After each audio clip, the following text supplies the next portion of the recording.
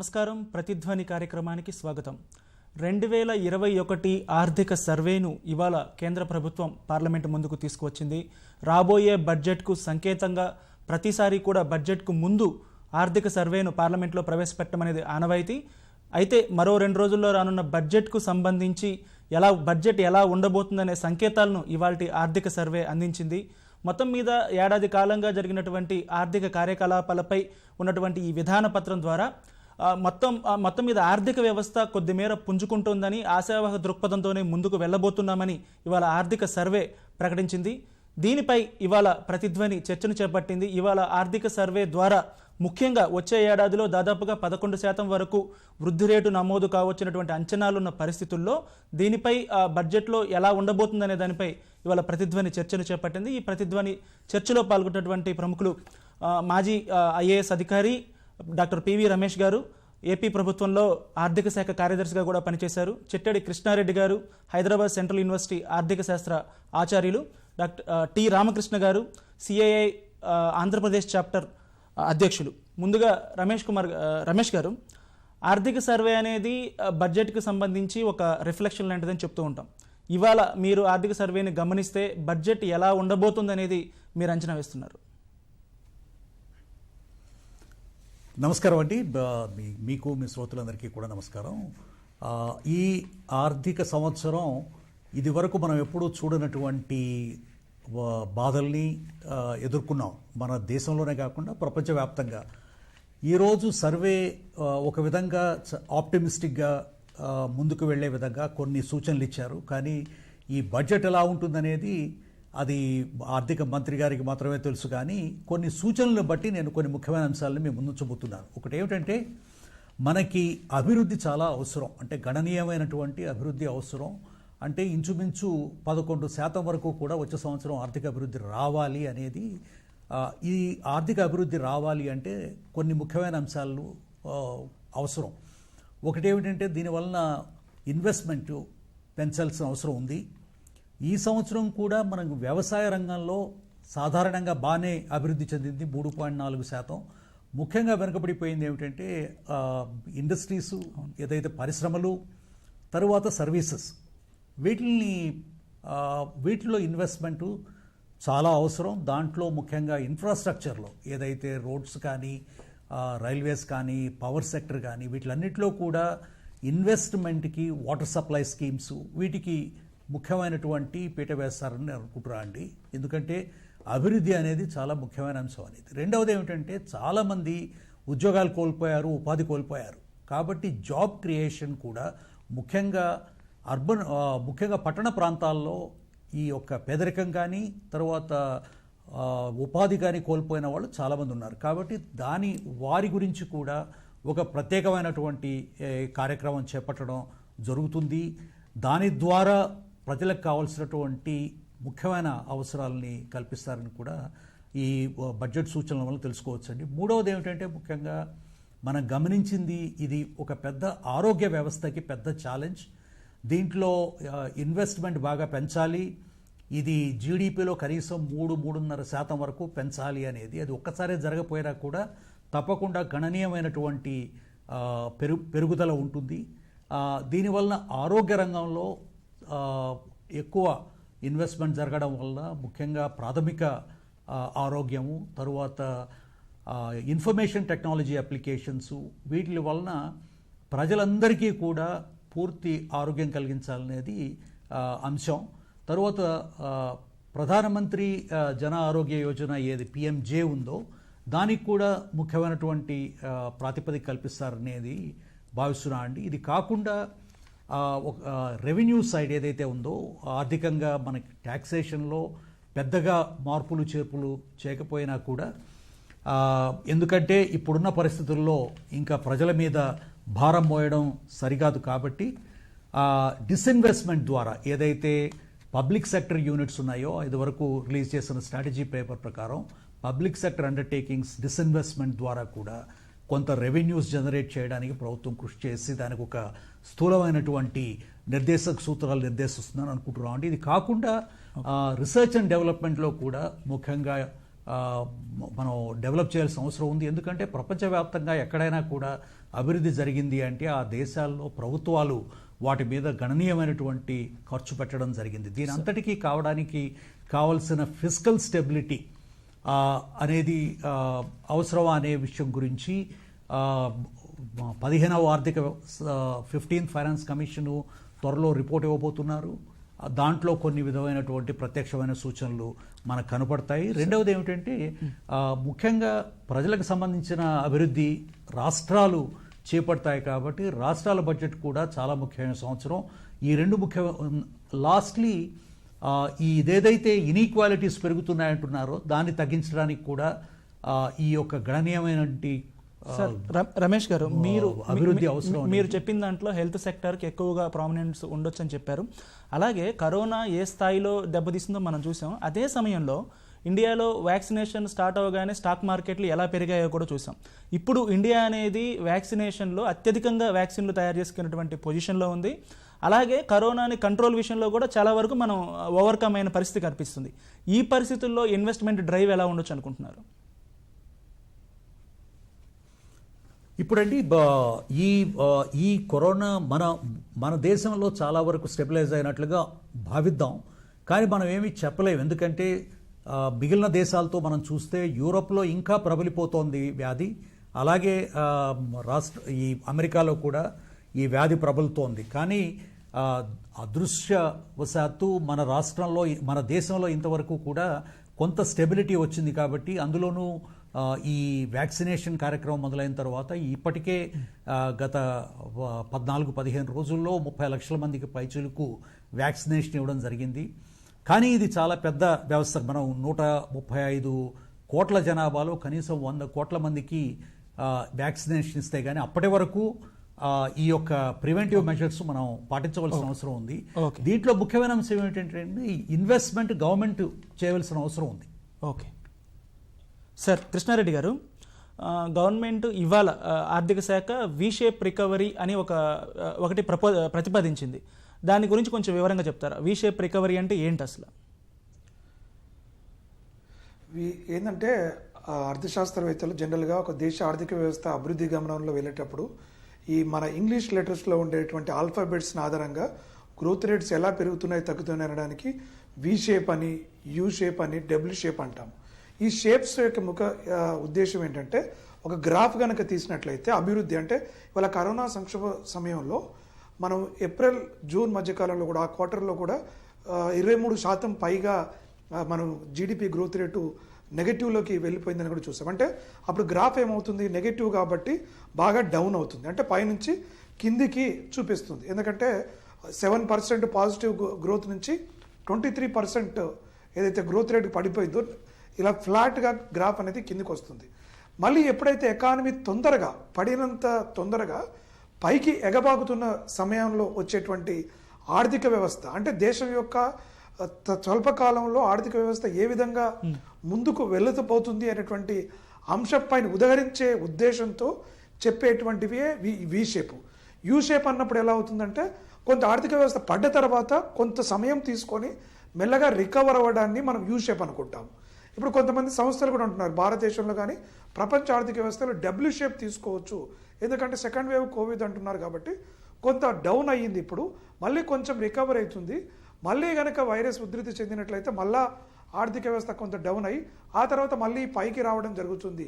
అంటే ఈ యొక్క ఆర్థిక వ్యవస్థలో ఉన్నటువంటి వృద్ధి రేటులో పెరిగేటువంటి హెచ్చుతగ్గులు ఏవైతున్నాయో వాటిని ఒక రేఖ ద్వారా ఒక గ్రాఫ్ ద్వారా చూపించినప్పుడు ఈ V-షేప్ రికవరీ అంటారు. అంటే ఎప్పుడైతే ఒక దేశ ఆర్థిక వ్యవస్థ V-షేప్ రికవరీ సాధిస్తుంది అనడం ఏంటంటే చాలా ఆశాతగినటువంటిది, చాలా హర్షించదగినటువంటి విషయం. ఎందుకంటే పడినంత త్వరగా అంతే వేగంగా అభివృద్ధిని సాధించగలిగేటువంటి అవకాశం ఉంది అనేటువంటి విషయాన్ని ఇవాళ ఆర్థిక సర్వే ద్వారా మనకు అందించేటువంటి అవకాశాన్ని అంటే ఆ యొక్క అంశాన్ని మనకు దృష్టి తీసుకురావడం బౌన్స్ బ్యాక్ అని చెప్తాం, అంతే కదా సార్? రామకృష్ణ గారు, ఇవాళ జరిగినటువంటి ఎకనామిక్ సర్వే పేపర్లో ప్రధానంగా నిర్మాణ రంగం అలాగే తయారీ రంగం బాగా దెబ్బతిన్నాయి కోవిడ్ సమయంలో అని చెప్తున్నారు. వాటినే రివైవ్ చేయాల్సి ఉంటుంది. ముఖ్యంగా గ్రామీణ ఆర్థిక వ్యవస్థకు సంబంధించినటువంటి వ్యవసాయ రంగంలో పెద్దగా నష్టం జరగలేదు, కానీ ఇవి రెండు బాగా ఆర్థిక వ్యవస్థని ఉత్తేజించేసేటువంటి ఈ రెండు కూడా బాగా దెబ్బతున్నాయి. వీటిని రివైవ్ చేయాల్సిన పరిస్థితి ఉంది అనేది వాళ్ళ ఆర్థిక సర్వేలో చెప్పారు. వీటిని ముందుకు తీసుకెళ్లాలంటే ఎలాంటి చర్యలు చేపట్టాలంటారు? మన ఇండియన్ ఎకానమీలో తీసుకుంటేనండి, మన ఇండస్ట్రీ అంతా కూడా ప్రొడక్టివిటీ చాలా లోగా ఉంటుంది. మన ప్రొడక్టివిటీని ఇంప్రూవ్ చేయాలి అంటే ముందల ప్రాసెస్ని ఇంప్రూవ్ చేయటం, అట్లాగే ఇప్పుడు ఉన్న ఇండస్ట్రీ 4 టెక్నాలజీస్, డిజిటల్ టెక్నాలజీస్ని ఎట్లా అడాప్ట్ చేస్తామనేది కూడా ఒక ఇష్యూ అవుతుంది. ఈ రెండింటితో పాటు skill development also more important, because process, skills and new technologies ఈ మూడింటిని కలిపి వర్క్ చేసినప్పుడే హయ్యర్ ప్రొడక్టివిటీ వస్తుంది. ఫర్ ఎగ్జాంపుల్ కనుక మీరు జర్మనీ లాంటి కంట్రీ తీసుకుంటే వాళ్ళు 34 అవర్సే వర్క్ చేస్తారు వీక్కి, but still their productivity is too high. అంటే ఇటువంటి సినారియోస్ని ఎట్లా తీసుకొని మన విధానాలను ఎట్లా మార్చుకోవాలి అనే దగ్గర, అంటే జనరల్గా మనం R&D మీద ఇన్వెస్ట్మెంట్ అంటాం, కానీ R&D కంటే కూడా ప్రొడక్టివిటీని ఎట్లా ఇంప్రూవ్ చేయాలనేది కనుక ఇది చేస్తే మన ఇండియన్ ప్రొడక్టివిటీని ఇంప్రూవ్ చేసినప్పుడు మనం ఆర్థికంగా ఇతర దేశాలకు అమ్మటానికి మనకు ఎక్కువ ఛాన్సెస్ ఉంటాయి. ఎందుకంటే మన per capita cost for the man power is very very low compare to any part of the world, even including China. కానీ మన ప్రొడక్టివిటీ తక్కువ ఉంది కాబట్టి ప్రొడక్టివిటీని పెంచడం ఎట్లా అనేది ఒకటి చూడాలి. రెండోది, అట్లాగే మీరు అన్నట్టుగా నిర్మాణ రంగంలోకి వచ్చినప్పుడు మన రోడ్స్ కానీ లేకపోతే రైలు కానీ లేకపోతే అక్కడ చాలా ఇన్వెస్ట్మెంట్ అనేది కావాలి.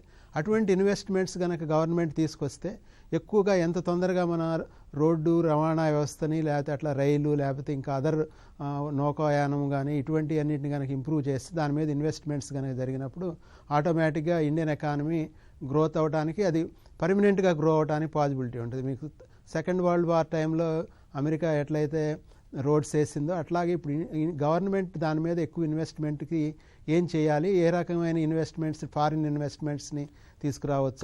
ఆత్మనిర్భర్ ప్యాకేజ్ దీన్ని కరోనా టైంలో అనౌన్స్ చేసింది, అది ఎంతవరకు పనిచేసింది అంటారు? అదే ఏమాత్రం దాని ప్రభావం ఎంతవరకు ఉంది?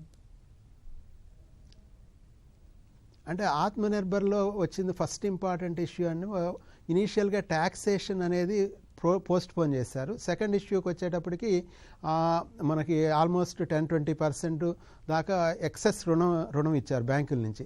ఈ రెండు కూడా ఇమీడియట్గా చాలా వెసులుబాటు ఇచ్చింది చాలా మట్టుకి. అంటే మేబీ అట్లీస్ట్ నా ఒపీనియన్లో మేము సర్వేలో 80-90% ఇండస్ట్రీస్ వాటిని వాడుకున్నాయి, దాంతో నిలదొక్కుకోగలిగినాయి. అదే కనుక లేకపోయినట్టయితే ఈ పాటికి ఇంకా ఎక్కువ దెబ్బతినేది అనేది మాకున్న ఇన్ఫర్మేషన్. Okay sir. రమేష్ గారు, వచ్చే ఆర్థిక సంవత్సరంలో 11% వృద్ధి రేటు సాధిస్తామని ఆర్థిక సర్వే చెప్పింది. IMF అయితే 11.5% కూడా ఉంటుందంటుంది. ఇది స్వతంత్ర భారతదేశంలోనే అత్యధికం. అసలు ఇది సాధ్యమేనా? అసలు ఆ సూచనలు కనిపిస్తున్నాయా? మనం గుర్తుపెట్టుకోవాల్సింది ఏమిటంటే అండి, 18-19 ఆర్థిక సంవత్సరంలో మన స్థూల ఆర్థిక పరిస్థితి అంటే జీడిపి అనేది అయితే అంటారో అది 135 లక్షల కోట్లు ఉంది. అది 19-20 సంవత్సరంలో 145 లక్షల కోట్లకి పెరిగింది.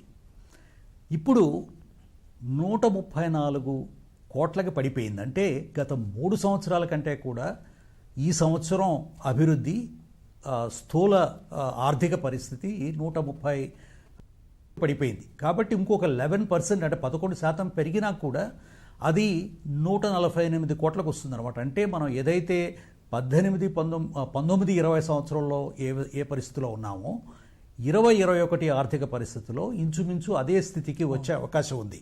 కాబట్టి అంటే మనం కింద నుంచి పైకి వస్తున్నాం కాబట్టి తొందరగా పెరిగే అవకాశం ఉంది. రెండవది ఏమిటంటే ఇప్పటికే మనం చూస్తున్నాం గత 3 నెలలుగా కూడా ఈ కరోనా వైరస్ వ్యాధి కొంత తగ్గిన సూచనలు కనపడిన తర్వాత చాలా గణనీయమైనటువంటి అభివృద్ధి చాలా రంగాల్లో కనపడుతోంది. కాబట్టి కానీ ముఖ్యంగా మనం చేయవలసింది ఏమిటంటే అండి, కొన్ని ఏదైతే ఎక్కడైతే ఉపాధి ఎక్కువ కల్పించే అవకాశం ఉన్నటువంటి ఇండస్ట్రీస్ ఉన్నాయో ఇది కావచ్చు, గార్మెంట్స్ కావచ్చు, షూస్ కావచ్చు, తర్వాత ఫుడ్ ప్రాసెసింగ్, ఇటువంటి ఎక్కువ మందికి ఎంప్లాయ్మెంట్ వచ్చేది, ఎగ్జిక్యూషన్ మన ముందు ఎక్కువ మంది ఎంప్లాయ్మెంట్ వచ్చేది. అందులో ఇంకొకటి ఏమిటంటే అంటే సర్వీసెస్ సెక్టర్ ఇంచుమించు 20% కుదించుకుపోయింది.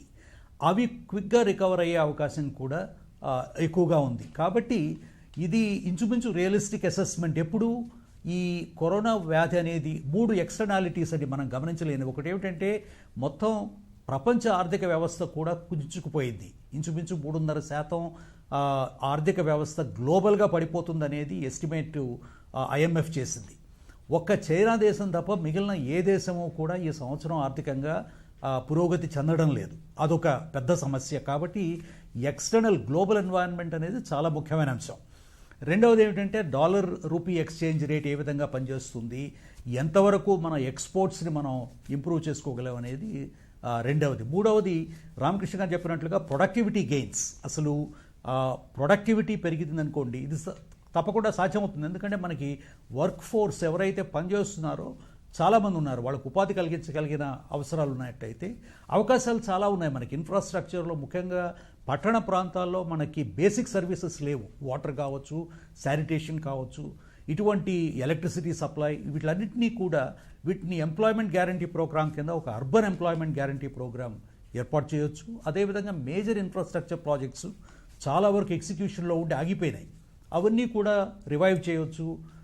ఒక సపరేట్ ఇన్ఫ్రాస్ట్రక్చర్ ఫైనాన్సింగ్ బ్యాంక్ అవసరం కూడా ఉంది. అలాగే స్ట్రెస్డ్ అసెట్స్ చాలా ఉన్నాయి. అంటే ఏదైతే పనిచేస్తున్నాయో ఆ పని చేసే ఇప్పుడు పవర్ ప్రాజెక్ట్స్ ఉన్నాయి, అవన్నీ కూడా పనిచేయడం మానిపోయినాయి. డిమాండ్ తగ్గిపోవడం వల్ల కావచ్చు, ఇంకో కారణాల వలన. వీటిని కూడా రివైవ్ చేస్తే తప్పకుండా 11% కంటే ఎక్కువ కూడా పెరగవచ్చు. కానీ దీనికి అన్నిటికీ ముఖ్యమైన అంశం ఏమిటంటే కరోనా వ్యాధి సమసిపోయింది అనుకున్నట్లయితే ఇంకా తిరిగి సెకండ్ వేవ్ రాని పక్షంలో, తర్వాత గ్లోబల్ ఎకానమీలో స్టెబిలిటీ వస్తే మన ఒక్క దేశంలో కరోనా వైరస్ తగ్గిపోతే చాలదు, ప్రపంచవ్యాప్తంగా కూడా ఈ వ్యాధి సమసిపోయినట్లయితే తప్పకుండా ఇది సాధ్యమని అనుకుంటున్నాను. Okay sir. కృష్ణారెడ్డి గారు, రమేష్ గారు చెప్తున్నారు ఆల్రెడీ తగ్గింది కాబట్టి మళ్ళీ పుంజుకునే క్రమంలో వేగవంతమైన అభివృద్ధి సాధ్యమే అని చెప్తున్నారు. దానికి తగ్గట్టుగానే ఇప్పుడున్నటువంటి ఎమర్జింగ్ మార్కెట్లలో భారత్ అనేది చాలా ముందంజలో ఉంది. దానికి తగ్గట్లుగానే పోర్ట్ఫోలియో ఇన్వెస్ట్మెంట్లు FPIలు ఇండియాకి చాలా ఎక్కువగా వస్తున్నాయి. రాబోయే రోజుల్లో ఇది మరింతగా కొనసాగేటువంటి అవకాశం ఉందా? పెట్టుబడుల రూపేణా భారత్కు వచ్చేటువంటి ఎక్కువ పెట్టుబడులు భారత్కు వచ్చేటువంటి అవకాశాలు ఉన్నాయా? ముఖ్యంగా మనం గమనించాలి ఏంటంటే భారతదేశం ఈ కరోనా సంక్షోభం నేపథ్యంలో అనేక అంతర్జాతీయ సంస్థలు కూడా అంచనాలు వేశాయండి. ఏంటంటే ఈ కరోనా నేపథ్యంలో దాదాపుగా 40%, 50% నెగిటివ్లోకి వెళ్ళిపోతాయి అని చెప్పినటువంటి స్థితిలో పరిస్థితులు కరోనా మొదటి దశలో చూసాము. ఆ తర్వాత కాలంలో ఇప్పుడు ఆత్మనిర్భర్ ప్యాకేజు ప్రభావం అనుకోండి, వ్యవస్థ ఈ కరోనాను కట్టడి చేయడంలో సఫలీకృతం కావటం వల్ల ఇవాళ దేశ ఆర్థిక వ్యవస్థ పైన, అంటే మనం కరోనా వచ్చిన నాటికి కనీసం మాస్కులు లేని స్థాయి నుంచి ఇవాళ ప్రపంచానికి వ్యాక్సిన్ ఇచ్చే స్థాయికి మనము భారతదేశం చేయూతనందించినటువంటి విషయం కూడా. తద్వారానే ఇవాళ స్టాక్ మార్కెట్ల ర్యాలీ కూడా గత కొంతకాలంగా మనం చూస్తూనే ఉన్నాం. అంటే ఆర్థిక వ్యవస్థ అన్ని రంగాలలో నెగటివ్ చూపించినప్పటికీ కూడా మార్కెట్ల ప్రభావం మాత్రం, ఎందుకంటే ప్రపంచ దేశాల్లో ఏ దేశాలు కూడా ఇంత ఆర్థిక స్తోమతను అంటే నమ్మకాన్ని కలిగించేటువంటి లేదు. కాబట్టి ప్రపంచంలో ఉన్నటువంటి పెట్టుబడిదారులు భారతదేశం వైపు చూస్తున్నారు.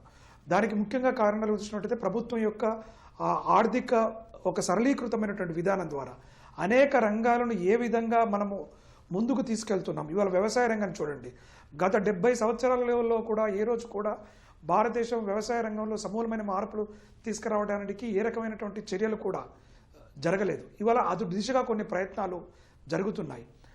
అదేవిధంగా విద్యా వ్యవస్థలో మార్పులకి, సమూలమైనటువంటి మార్పులకు నూతన విద్యా విధానం తీసుకురావటం. ఇవాళ ఎకనామిక్ సర్వేలో కూడా ఒక అంశాన్ని ప్రస్ఫుటం చేశారు. రీసెర్చ్ అండ్ డెవలప్మెంట్కి 7%, 0.7 నుంచి 2% పైగా.